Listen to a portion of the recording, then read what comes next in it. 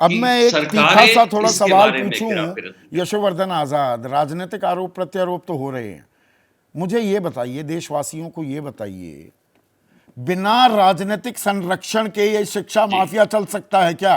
ये नकल का काला बाजार इस तरह से धड़ल्ले से खुले में, खुला खेल फरूखाबादी हो सकता है क्या राजनीतिक संरक्षण के बिना? ये मैं इसके बारे में आ ही रहा था। मैं दो चीज कहना चाहता हूं।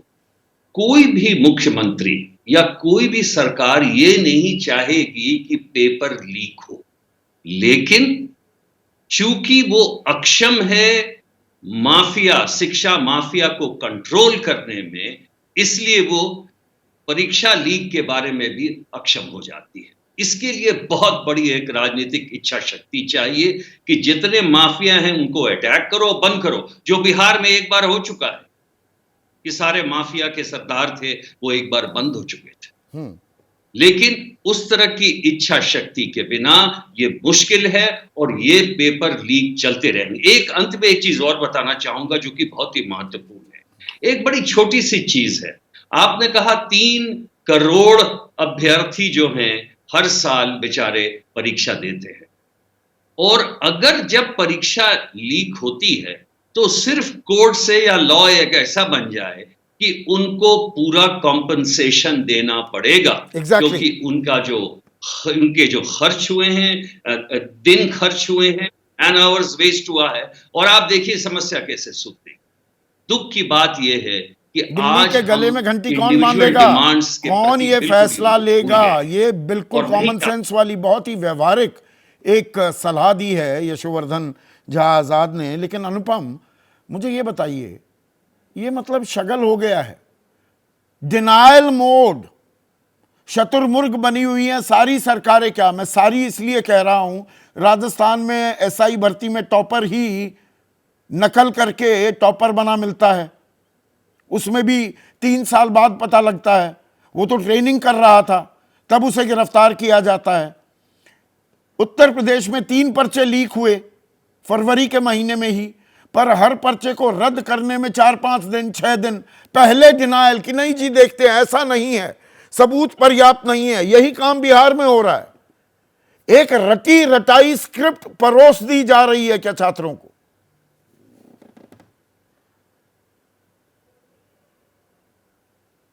जी संदीप जी, देखिए, ना ही हम लोग पहली बार पेपर लीक पे चर्चा कर रहे हैं और हम सब जानते हैं कि ना ही हम लोग आखिरी बार चर्चा कर रहे हैं पेपर लीक पे। और आपने ही न जाने कितनी बार पेपर लीक के विषय पर चर्चा की है। और वो तो भला हुआ आपका जो आप चर्चा करते हैं, जो पार्टी के प्रवक्ताओं को भेजना पड़ता है और वो लोग टीवी पे आके कहते हैं कि हमें बहुत चिंता है। वो सब लोगों को पता है कि ये सत्ता में बैठी जो सत्ताधारी दल है उनके प्रवक्ताओं को कितनी चिंता है। सवाल ये है, अभी अभी एक एक प्रवक्ता ने कहा कि 100% लीकेज नहीं रोका जा सकता है। देखिए, यहाँ 100% लीकेज का सवाल ही नहीं है। सवाल यह है कि हर सप्ताह पेपर लीक हो रहे हैं। उन्हीं की गठबंधन सरकार उत्तर प्रदेश में ही है, उन्हीं की गठबंधन सरकार केंद्र में भी है, उन्हीं की गठबंधन सरकार बिहार में भी है। हर सप्ताह पेपर लीक हो रहा है। कोई भर्ती परीक्षा जो है बिना पेपर लीक के निकल जाए, ये बिल्कुल विलक्षण बात हो गई है हमारे देश में। बिल्कुल भर्ती परीक्षाओं का अंधकार युग चल रहा है इस समय, इतनी विकराल समस्या हो गई है। और नहीं, जवाब ये तो देखिए किस आम तरह का आता है आदमी, कि सब कुछ रोका नहीं आम जा जो सकता, छात्र है सब वो कुछ तो ठीक थोड़े नहीं दिनों किया जा बाद ऐसे सकता है। चलता रहा अनुपम, पर्चों की तैयारी करना ही छोड़ देगा कि भाई बाढ़ में जाए, तैयारी करके करूंगा क्या? नकल का बाजार चल रहा है वहां पर। एक बार इससे ज्यादा नहीं, फ्रस्ट्रेटिंग और किसी युवा को संदीप हतोत्साहित जी, आप क्या कर सकता है? ये देखिए, एक ध्यान देने वाली बात है। एक ध्यान देने वाली बात यह है कि हम लोग उन्हीं परीक्षाओं के पेपर लीक की चर्चा करते हैं जिसका खुलासा हो जाता है, जो सार्वजनिक हो जाता है। मैं एक बात बार बार कहते आया हूं हमेशा से। आप ये समझिए कि अगर 10 बार पेपर लीक हो रही हो और 10 के 10 पब्लिक हो जाए, सार्वजनिक हो जाए, इतने में ही पेपर लीक बंद हो जाएगा, क्योंकि ये पूरा धंधा है। इसमें फायदा नुकसान पूरा माफिया चल रहा है। इसका अर्थ क्या हुआ? इसका अर्थ ये हुआ कि अगर हमको 10 परीक्षाओं के पेपर लीक की जानकारी मिली है, तो कम से कम 20 ऐसी परीक्षाएं होंगी जिसके बारे में आपको हमको अभी तक नहीं पता चला है। जिसके बारे में कोई नहीं जानता है, और उसमें भर्ती, उसकी परीक्षा जो है इसी तरह से पैसे के आधार पे मेरिट को दरकिनार करके मेहनती शिक्षित युवा जो सालों साल मेहनत कर रहे थे अपने गांव घर से सैकड़ों किलोमीटर दूर जाके, आपने इतना अच्छा आंकड़ा दिया कि 6 लाख करोड़ उन गरीब नौजवान के परिवार खर्च करते हैं, कोई जमीन बेचकर, कोई मजदूरी कर कर, कोई किसानी करके। नहीं, यहाँ पर इस चीज को अनुपम इंटरप्ट कर रहा हूं, एक चीज अंडरलाइन करना बहुत जरूरी है, थोड़ा इशारा दिया यहाँ पर अभी यशोवर्धन आजाद ने भी, जो प्रेस्टिजियस पोस्ट वाले एग्जाम है, यूपीएससी, आईआईटी, आईआईएम, इनके पर्चे लीक नहीं होते, सीबीएसई के भी कम ही होते हैं, स्टेट बोर्ड में हर जगह पर्चे लीक हो रहे हैं, ये बीपीएससी में, यहां पर जाता कौन है? Middle class, lower middle class, गरीब तबके के साधारण लोग। वो पुलिस कांस्टेबल भर्ती के लिए मारे मारे भागेंगे, वो भागेंगे शिक्षक बनने के लिए, संभ्रांत परिवारों के लिए नहीं है ये। सबसे बड़ी गाज, सबसे बड़ा दर्द किसी को झेलना पड़ रहा है, वो गरीब तबके को।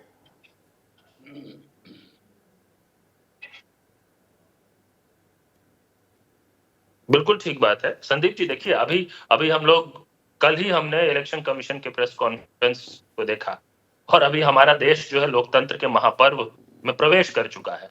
इतने बड़े पैमाने पे ये एक्सरसाइज होगा, जिस पर आपको, हमको, सबको गर्व होना चाहिए कि हम लोग इतने बड़े पैमाने पे इस एक्सरसाइज को सक्सेसफुली एग्जीक्यूट करते हैं, हाँ। इंप्लीमेंट करते हैं।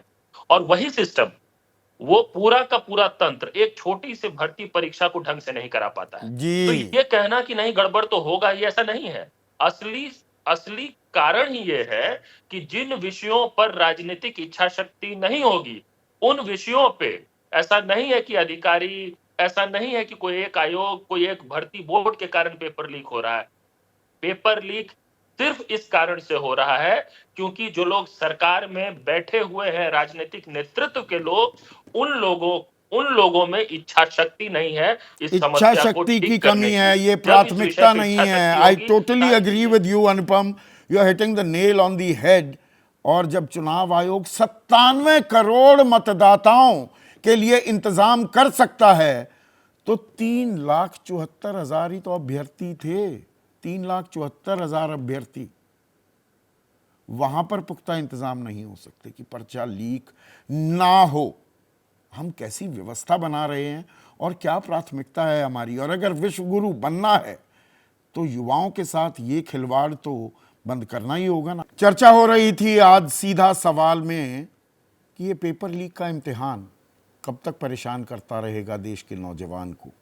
शशि मोहन मिश्रा हैं, कटनी वासी हैं, मध्य प्रदेश में रहते हैं। वो कहते हैं अब तो पेपर लीक होना आम बात हो गई है, कोई आश्चर्य नहीं, लेकिन इसे आम नहीं रहने देना है, इस पर आश्चर्य करना होगा और गुस्सा भी दिखाना होगा, उसका इजहार करना होगा, सरकार को चेताना होगा। सौरभ दुबे हैं, शिवपुर वासी हैं। ये कह रहे हैं सीधा सवाल शो में ऐसे ज़रूरी मुद्दों पर बात करने के लिए शुक्रिया।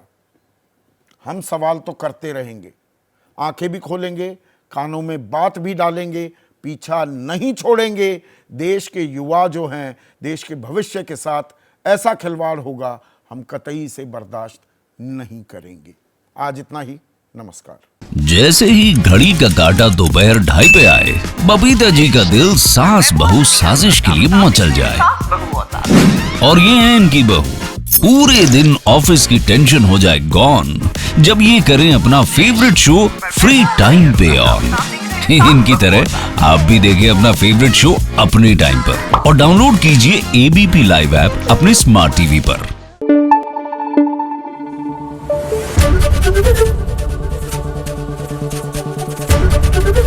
एबीपी न्यूज आपको रखे आगे।